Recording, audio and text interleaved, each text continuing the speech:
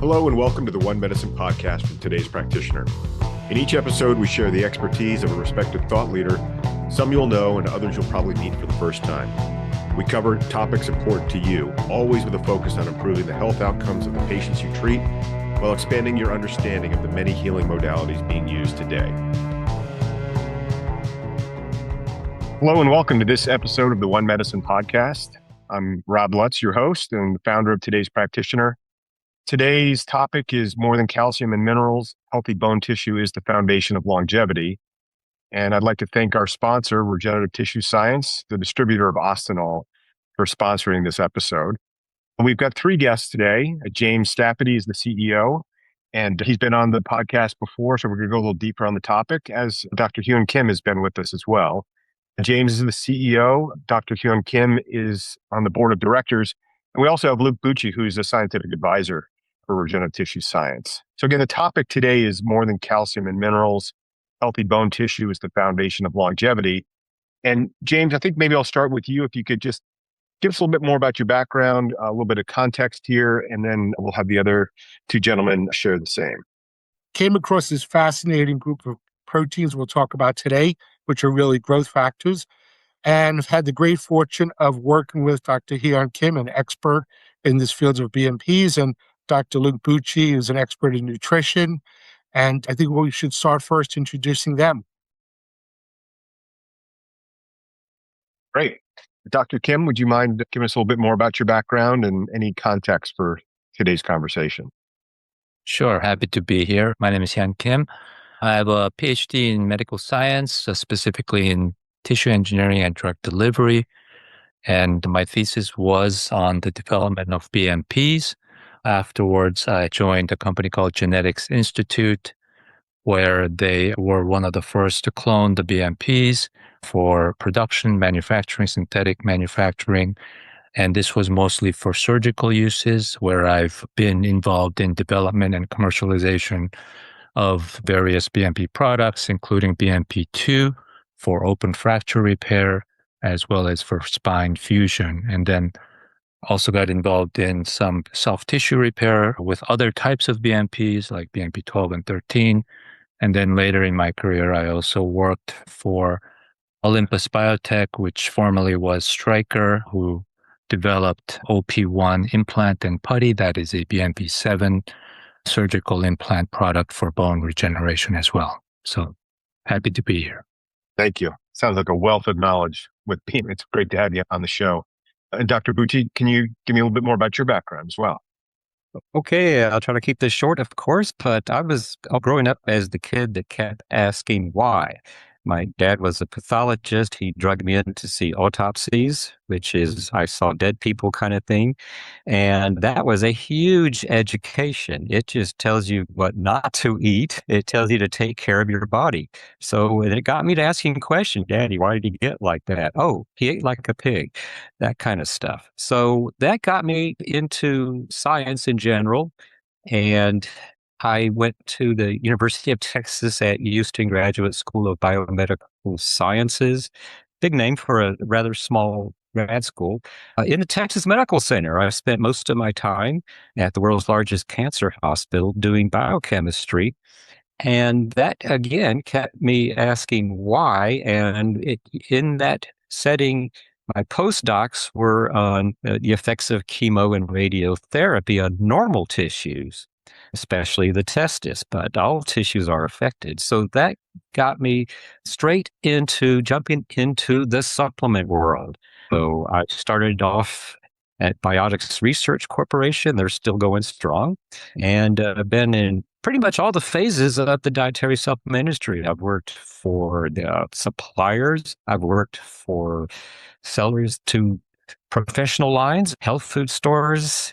Didn't work in health food stores, but health food store lines. And pretty much have done it all. Have done a lot of work with, as we're going to get into, digestion. I'm pretty much a generalist, but I have focused on things, especially the musculoskeletal system. Glucosamine chondroitin was my invention, and I really helped push krill oil to become prominent And it's another long story, which we'll save for another time. So in other words, I've done just about everything you can do in the supplement world, and I'm having a lot of fun helping helping people to get their musculoskeletal system back in shape with the real signals that control your musculoskeletal system.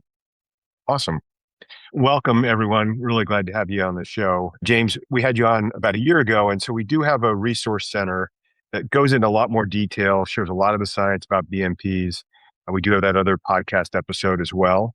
So if anyone wants to go deeper after hearing the podcast, we'll have links in the show notes back to the resource center and some specific articles that I think will really quickly get you up to speed and understand BMPs and potentially how to use those in your practice. So again, some of you are familiar with BMPs, some of you aren't. I thought maybe we could start with the beginning. What are BMPs? And in particular, how they transform orthopedic surgery? But what are BMPs? I'm going to just jump onto that first and then dovetail over to Dr. Hyun Kim, who's really the expert. But in simple layman's terms and in clinical application, BMPs are the signal. They are what start the growth, the cellular machinery activation, the differentiation of the mesenchymal stem cell into the osteoblast and chondrocyte. And without them, we don't grow arms and legs as blastoceles, and we don't keep our bones and joints healthy. But let me dovetail over to Dr. Kim as the real expert behind this, and maybe he could like to share a little more as he sees it of BMPs. Yeah, they're basically a family of TGF-beta superfamily members involved in differentiation of stem cells into differentiated cells. And mostly they've been developed for bone and joint applications to convert mesenchymal stem cells into bone, osteoblasts, as well as chondrocytes. And that is the key signal required for differentiation and development, as well as the generation of new tissue like bone and cartilage. There are many types of BMPs involved in different types of tissue formations. You can think of other soft tissues like tendon and ligament in the musculoskeletal system, but also they are involved in maintenance and regeneration of various other organs in the body, such as kidney, brain, GI, gut, and so forth. These are key family of proteins involved from the outset of development, and we're trying to capture the potency, the power of this molecule into extending lifespan as well as health span matters to improve human health. And specifically, and I know sounds like BMPs have applications in more than just bone and joints, but I think we're focused today mostly on healthy bone tissue. And I know that it's because I've heard this before, but this really all started in surgery, right? And it's still used in surgery. How did we get from there to now this is something that I can ingest that's going to improve my bone health? How did that come about?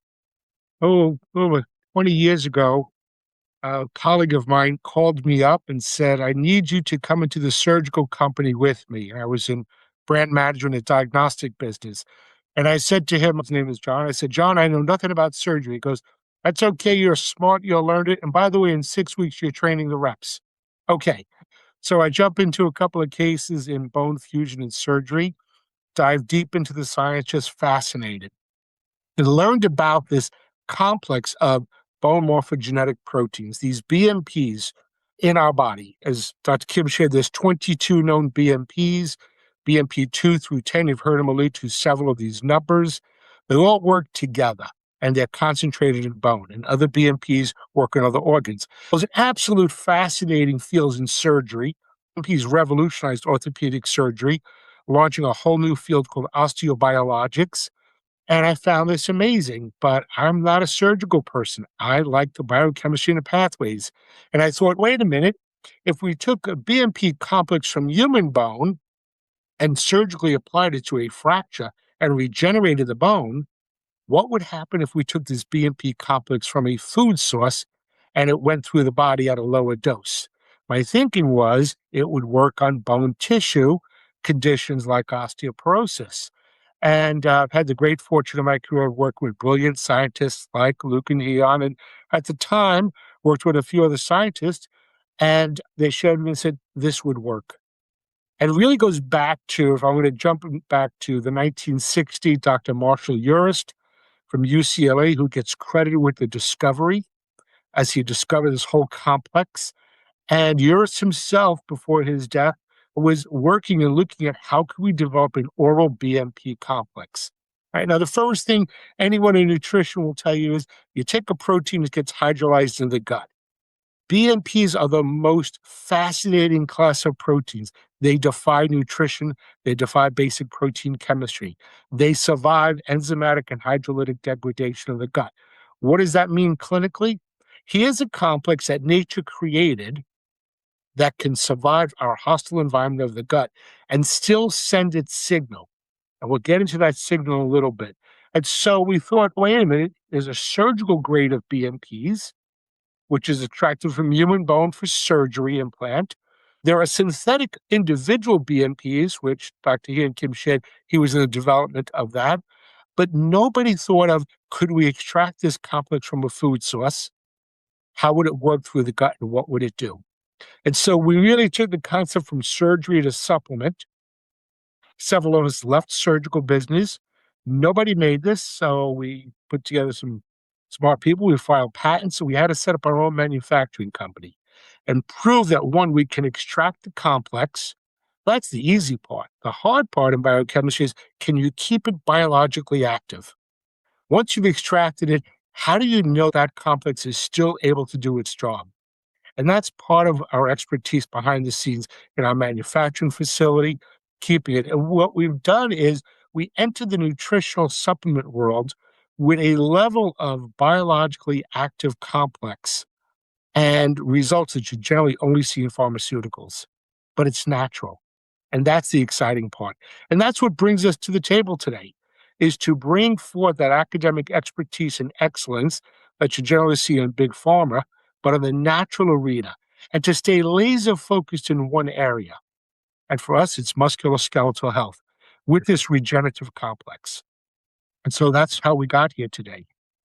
So thank you. And just a quick question. So BMPs and surgery still being used today, right? What type of a surgery do they use BMPs for? Somebody going in, they've got the disc is compressed.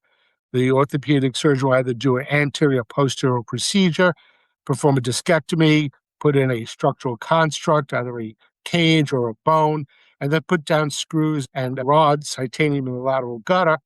But that's only going to generally last about 18 months. They need to get fusion started. And so BMP's natural complex or synthetic are used in those processes, cervical, lumbar procedures, or in a fracture case, where there's a very severe fracture, BMP complexes are used. And then applied directly on the bone, and the bone tissue will regenerate. Which it wouldn't otherwise, right? Not to that level? Correct. Okay. So the theory was, hey, if this works here, how can we create something that you can ingest and will help someone build their bones? Who might be a typical patient that would benefit from BMPs? Who would be a patient that practitioner would say, this is a good candidate? Are you talking for the surgical or oral? For the oral, yeah. I was just curious about the surgical, and you confirmed what I thought I knew, but now I'm talking about someone in a clinic, they're seeing their functional MD, and who is a potential candidate for using this product and why? So in our nutritional supplement area, there's about 300 supplement companies like us focused on the healthcare professional, and they're all selling wonderful minerals, right? And Dr. Bucci can share with you some of these companies.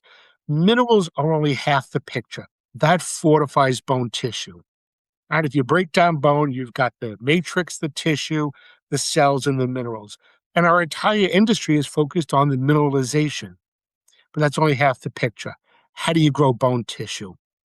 And so that whole balance between the bone tissue and the fortification, the mineral, is your ideal patient. Any patient that comes into a healthcare professional who needs better bone health. And Lou, maybe you want to comment on our industry and the minerals, and they're great products. Thanks. I think there's three major concepts here. One is that bones and connective tissues such as cartilage, ligaments, tendons, they are very slow tissues to form and repair. Their time to get back to normal after an injury is months or years just to get back to where it was. So doing a 4 or 8 month study is utterly ridiculous. You won't see anything. And that's where a lot of problems have arisen that modern medicine says, oh, these things don't work. We tried it and it didn't do anything. Dummies, you didn't go long enough. You didn't look at the half-life of the tissue. Chondrocytes, 2 years, bone, a year. In a year or so, you have a whole new skeleton. It takes 2 years and longer to have cartilage replaced. Your body's always replacing everything. And the faults along the way is how we age. So that's what people need to understand. This is not something you're going to take and feel better like taking an NSAID or an aspirin. You're convincing your tissues to fix themselves normally. That means a certain amount of time. What supplements can do is increase those or speed up those times to heal by supplying the needed nutrients and signals, especially the signals where the BMPs fit in, to tell these tissues, okay, bone, you need to make more bone and stop breaking down as much. Here's what you need. Calcium has just ruined bone health, especially supplementation. Calcium is the last thing the bone does to harden up and form. The last thing. That's the end result of making bone. You first need to make the tissue that's just and soft like every other tissue. Then you start to calcify that. And cartilage, you just need to make that kind of tissue that's very similar to the bone tissue, but it doesn't have the calcium. But chondrocytes are starved to death. There's no blood vessels inside cartilage. You have millimeters and centimeters of room and for these cells to get their nutrition from far distant blood vessels. They're very slow. That's why osteoarthritis, the degeneration of cartilage, is so prevalent. And any insult or injury to the blood supply will just starve the chondrocytes, and they can't even maintain a normal amount of cartilage. Then the mechanical forces start to predominate, and it's a big boulder rolling downhill. So that's the kind of mindset we need to do. You need to have nutritional support for a long time, and you want to give the signals and the key nutrients that are actually starting the process, not ending it. By giving too much calcium, you wipe out magnesium, which is super important for both of those tissues to start repair. That's, I think, the basic message that everybody's missing. The second one is the absorption of these BMP proteins. That's a different story. I'm sure we'll get to that in just a minute. So my question, so a practitioner might see a postmenopausal woman. Is she a candidate for something like this because she has osteoporosis? Is it that type of a potential, that kind of a patient, or sports injury or broken bones? What, all the above? Are there others? The short answer, yes, all the above. Obviously, with a break, that's an acute condition, and surgeons got to set that. But when you look at all of those conditions, whether it's degeneration of the bone tissue or the cartilage, I think to me, one of the most pivotal pieces of research was published in 2006 in the Journal of Arthritis Research and Therapy, which for me was pivotal. In '06, it changed and challenged our understanding of the pathogenesis of degenerative joint disease. And it found for the first time that several of these BMPs, specifically number 4 and number 5, are decreased in the synovial fluid. Now, what does that mean clinically? As Luke's talking about signal, as here I can tell you about how we get the body to regenerate bone and cartilage postoperatively, having the right signal and the right cells are critical. The stem cell is sitting in the synovial fluid, sitting there doing nothing, waiting for the activation signal. And our bodies naturally produce these various BMPs. Something happens in people with arthritis that the genetic expression of these proteins gets downregulated. Why? I don't think we know yet. But in '06, for the first time, researchers discovered that there's a correlation between a decrease in the synovium of these cytokines and the cellular activation, right, which leads to OA and RA. And so when you say, what kind of person can benefit from BMP supplementation, there's so many. And so here we are in '06, realizing for the first time, we're pumping in nutrients, glucosamine for bone health, all it is calcium, but that's the last stage. all the glucosamine chondroitin. That's the last stage. Until we activate the mesenchymal stem cell to become a chondrocyte. That's that cartilage building cell, which will absorb the glucosamine chondroitin or hyaluronic acid molecules and literally stitch them into proteoglycans for cartilage tissue and excrete that. Nothing's happening. And so what's exciting here is our understanding of these conditions that are burdening our aging population is not, did we get enough glucosamine chondroitin for the joint? Did we get enough calcium? Is the cellular process being activated? Is the right signal there in the body? That's what makes BMPs so unique. And that's what transformed orthopedic surgery. I want to go back to that for a moment. And when Hyun was developing these as tools for surgeons, prior to that, nothing existed. Right? Hyun, you want to touch on that a little bit?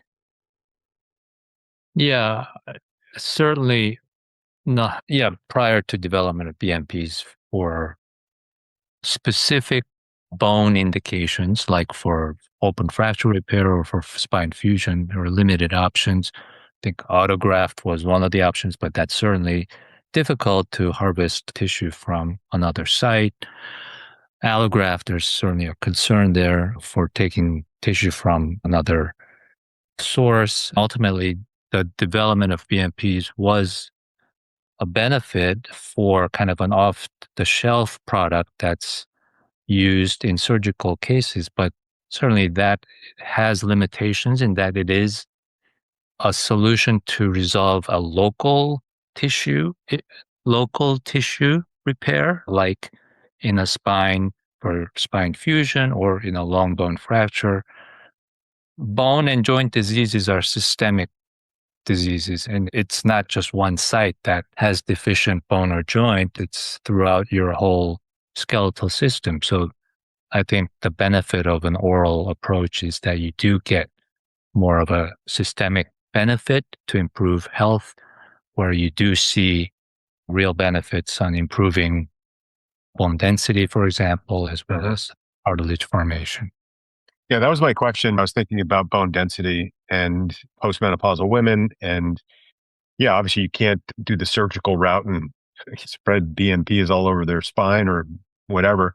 So ingesting something, if that's going to signal the bone to regenerate, is that what's happening? Basically, is they ingest it, and then there's these signals that maybe had been turned off, or from what you said, there weren't enough BMPs in the system. Now the signal's there, so the minerals and these other things can actually do what they're supposed to do. Is that oversimplification, or am I on track? Luke, do you want to take that one first? I think that's it. It's all about feeding the cells what they want and need. The signals are important for the cells to actually do what they're supposed to, and they respond to mechanical forces, and they take whatever they can from the blood flow they have, which in bone is pretty good. About 1/4 of your heartbeat goes to bones, every heartbeat. So they're well fed, but cartilage, not well fed. My analogy is, okay, you're a chondrocyte cartilage cell in the middle of cartilage in, let's say, your knee. Okay, you need food. You have to go to the grocery store. How far is the grocery store? Oh, about 10 miles, and you have to walk. And then come back. So in other words, your cartilage is semi-starved. It has tiny channels with motion, which means this is why staying active is healthy. It pushes the fluid through the cartilage like a very stiff sponge and from the bones that butt the cartilage. And it's really having a hard time getting anything, signals or nutrients. In fact, chondrocytes they have the metabolism of somebody that just run a marathon. They are horribly under the gun for creating energy. And then they have to manage and build this gigantic structure around them. They have to make the enzymes to break it down when it gets hurt and put it back together. So that's why it's a 2-year replacement time period. So you have to keep taking a supplement for that long. that's what I think is going on, is that the BMPs are a key signal for all the musculoskeletal tissues. So when the body needs to fix these tissues, it needs a milieu of these signals, and BMPs are one. There's the start of, hey, wake up cells, fix this. You need to start making more bone, which means you need to break down the bad bone, put the good bone in. Bone turnover means you're constantly drilling holes in your bone with osteoclast. Don't worry about it. It's okay. You don't feel it. It's going on. It's working. And then you have to fill it back up. And chondrocytes is the same thing, but it's just much, much slower. So that's where the BMPs fit in. They start the whole process. And that's the fun part about it. And they are in such tiny concentrations in your bloodstream and bodily fluids that it doesn't take a lot to actually have a beneficial effect. And that's where the oral supply of BMPs, I think, is a very good idea, because you are starting off that whole signaling process via the gut. And then that circulates back to the bone and chondrocytes and cartilage. Yeah, let me add to that a little bit. Yeah, I fully agree with Luke. I think to his point, local delivery of synthetic BMPs, there are tremendous problems. First of all, you're using a massive dose, super physiological dose, to account for kind of the bioavailability and the half-life issues when actually delivered to the site. And that raises increased side effects like ectopic bone formation in sites where you don't want it to happen because the BMP dose is so high. And the beauty of the oral delivery is that the formulation is developed such that I think the BMPs are delivered at physiological doses, so very low doses, and somehow the oral route is the magic pill that enables BMPs to be protected during transit and act where it needs to act in the gut tissue to have binding and downstream effects of BMP activity in remote organ systems through this kind of gut bone or gut joint axis pathways.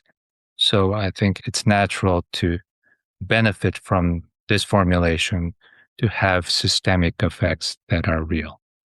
Or it's delivered more in a kind of a natural dosage, maybe similar to what a normal, healthy person might have when they were younger, or rather than just this massive blob they put on a broken bone for an oversimplification. So it's being delivered in a way that the body can really utilize it. But Rob, I want to also just dovetail what both the scientists have shared, and for your audience out there, clinical practitioners.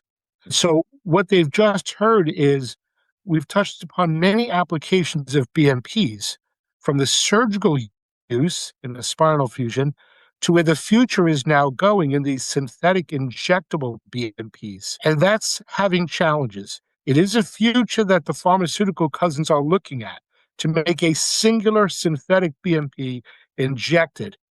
But the levels are so high, it's causing complications, so it can never be used orally. The other challenge is it's one singular cytokine, right? One growth factor. That's different than having the entire family of BMPs. I liken BMPs to the symphony. You go out, you hear the strings and the brass and everything working together. It's a big, beautiful sound harmoniously.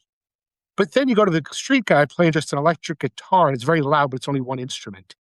And so you have to make it very loud. And so a single BMP is working like that, just one instrument, very loud, but not the complete symphony. And there's key physiological reasons why we need the entire complex. And that's how bone naturally works. So your audience is hearing about surgical application, the future of synthetic BMPs.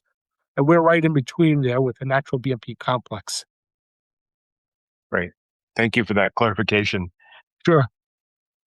We talked a little bit about expectations and supplements for bone and joint health and kind of the typical, the calcium and vitamin D and things like that. But I think what you're saying is it's just not going to be nearly as effective without these signals? Really, the signal is the missing piece, right? For bone regeneration and Yeah. probably joint health as well. That's it, Rob. And we're learning that BMPs are critical for healthy bone tissue, healthy cartilage, many other tissues in the body, kidney function, nerve. BMPs are being studied in nerve regeneration. We're not suggesting here today that the technology is that if you had a spinal cord injury, you're going to regenerate that. So as I was sharing, the BMPs are quintessential in the body for more than just bone and cartilage and keeping them healthy, whether it's nerve function, kidney, energy metabolism. The research is coming out every single day. And that's what's exciting, is that we're learning today the importance of BMP signaling across many areas of the body. I appreciate that. Really, this is a unique compound or molecule. What would you want to say about that? We talked a little bit about calcium doesn't really rebuild bone or cartilage, these working together, but is there really what makes this unique and what makes you guys unique? I think, and I'm going to just from a business perspective, and then I'll let Luke and Ian as well comment as scientists. There are lots of companies out there. Luke's worked with many of them. They've got great mineral products and great glucosamine chondroitin products. What makes us so unique is those products do not address the cellular activation, the differentiation of the stem cell into osteoblasts and chondrocytes. And that's what's needed to grow the tissue. We started this discussion with more than calcium, and more than minerals for bone. If you're not growing bone tissue, what does the calcium stick to? And the answer is nothing. If we're not growing the cartilage, if the cellular machinery is not activated, the glucosamine chondroitin molecules don't get utilized properly. And that's really what makes us so different. Luke, from your perspective, you've been in the industry a long time. Absolutely right. That's what I was trying to get across is that these, especially cartilage, but bone cells to the same certain extent, they have a very hard, tough tissue they have to break down to rebuild or even grow. That's why you have growing pains in the bones, because you're breaking down the bone and the mechanical stresses are squashing nerves that tell you, ouch.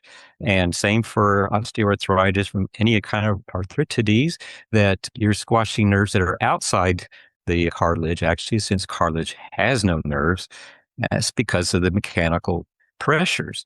So that's your body telling you, hey, our structure's not right. The BMPs and other growth factors that are also in the gamish, they are the spark that starts the forest fire, so to speak. So if you don't have any spark or any little fire going, if you don't drop the match, you don't have a forest fire. So you want to start the fire with the BMP signaling, and that's where they come into play. Now, you have to have all the downstream components. You need all the vitamins and minerals, energy, and then your cells can make the softer connective tissues with glucosamine, and chondroitin is one of those components that build the physical scaffold that fills the gaps. And then it goes to be calcified in bone and make sure that it's not calcified in your cartilage.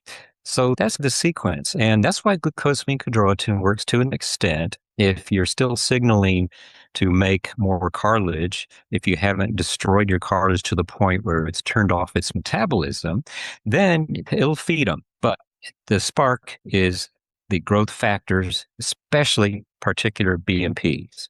And that getting them in orally is getting them in the right concentrations that they are in the bloodstream. And I think that's the key. So it's just like you're making new bone when you're a kid. It takes a few years to get to grow linearly to make the bones grow. And that's what I think that Jim has showed, is that in the studies they do, the case studies they have, people are changing their bone density scores. They're getting more bone.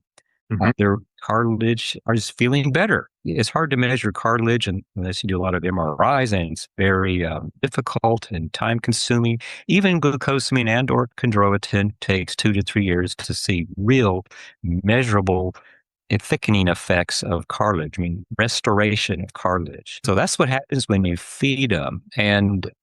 But Jim has shown is that by giving these tissues the signal, you start the process, and it takes the same amount of time to reverse and restore. So that's the fun part, is when you stick with it, it works. And one more analogy here is my wife and I have dogs, and we were part owners of a dog food company for a while, dog food store. And its big thing was selling raw foods. Everybody goes, oh, no, you're going to kill them, blah, blah, blah. No, it's frozen. It's good. That's what they eat. Normally, real dogs in the wild eat things raw. So I got into, okay, why is raw food supposed to be so good and better? First of all, it's fresh. It's not cooked. So all these, guess what, growth factors that are normally in all tissues are still there. Dogs are eating it. So they are getting orally a bunch of growth factors, including BMPs, from raw foods. And raw foods do make a difference. When it takes a year or so, then you start noticing versus kibble, dry dog food, that, hey, coats look better. They don't have the teeth falling out or gum problems as much, and they live longer, happier lives. That really reinforced to me. I keep asking why, right? So why is a raw food diet better? It should be killing them as long as we're not taking care of the food. But raw food takes care of the dog because of all those things that are killed off when you heat food. And what do humans eat? We don't eat raw meat. Where are we going to get any kind of growth factors, mammalian growth factors in our diet? We're not. That's what it has put back into our diets. That's great. A patient or a practitioner might still, along with the BMPs, Ostenol, still recommend glucosamine and calcium and those types of things. It just can be much more effective than it would be without. Am I getting that right?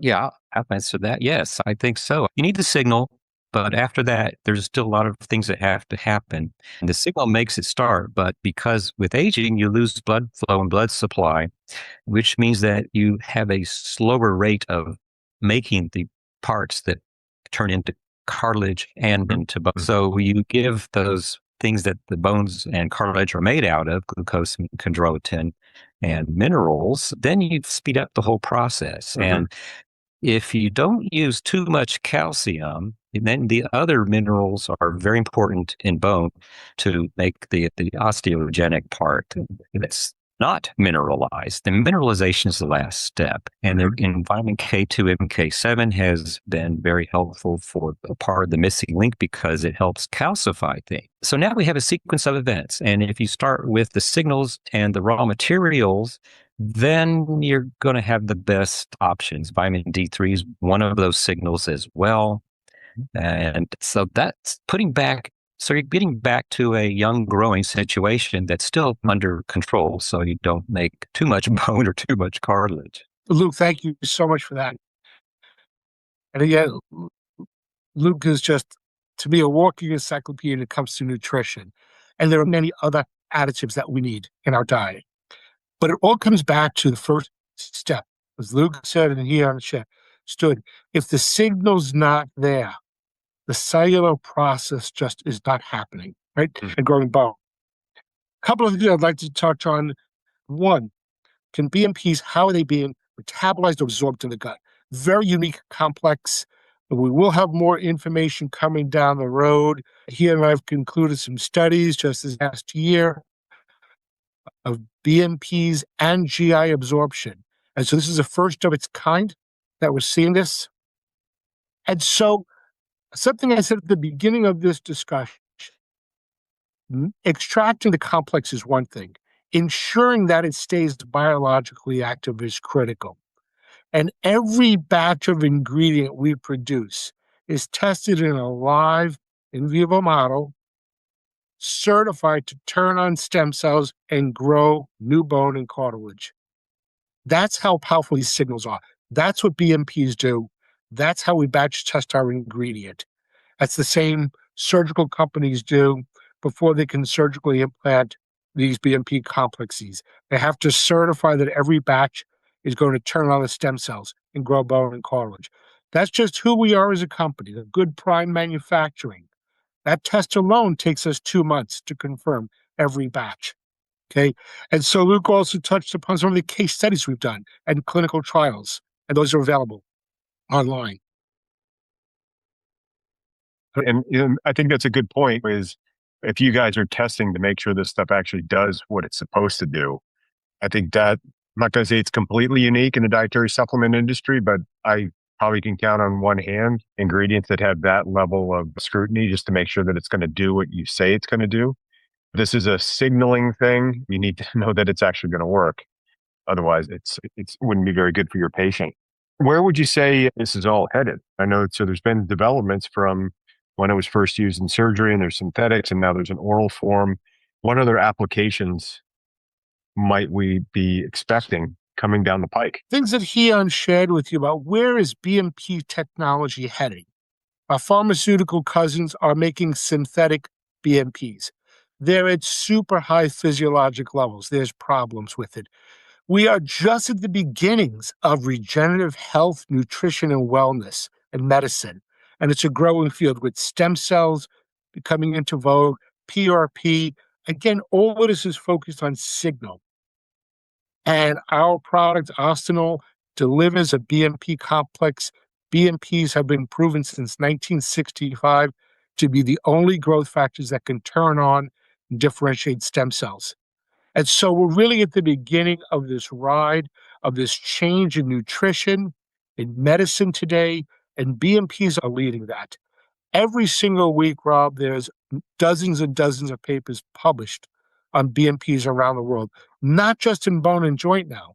We're seeing application in GI health, application in kidney health, energy metabolism, and we're learning that this signaling complex is quintessential to keeping all of our tissues that are regenerating healthy. Mm-hmm. It is the signaling molecule for all those tissues that have to regenerate.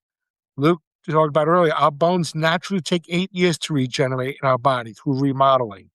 Cartilage takes a very long time. Our GI gut every 8 days is generating. All of these tissues require BMPs. And we're finding out that they are the linchpin now and leading the forefront in regenerative health and medicine. That makes sense. So we're talking about the foundation of longevity, healthy aging, health span, lifespan. And if BMPs are the thing that signal your body to regenerate, and that's not happening as you get older, and that's why we're seeing osteoporosis and joint problems and GI issues and things like that. If BMPs can solve that or help with the regeneration of those tissues, it would be pretty revolutionary in my mind. It really is. I'll leave your audience with one additional stat. In the last several years, it was published in the Journal of Orthopedics. We're finding that postmenopausal women can lose up to 43% of at least one of these BMPs from age 20 to 50. And so BMPs now even will be able to revolutionize menopause. Because as women are going through menopause and dropping estrogen, BMP levels are dropping. But unfortunately, we don't do a DEX until they're 60. And so if we could change healthcare and medicine and bring a BMP complex into perimenopausal women, that might open up a whole new way of helping women through menopause and keeping their bone tissue healthy. That's great. Gentlemen, thank you very much for your time and information that you shared with the audience. And I really appreciate you being on the episode with me. Take care. Thank you so much for having us, Rob. Thank you. Yeah, thank you. Thanks for listening to the One Medicine Podcast. I hope you found today's episode interesting and came away with a few insights you can apply to your practice. If you're looking for the show notes, they can be found in the link below.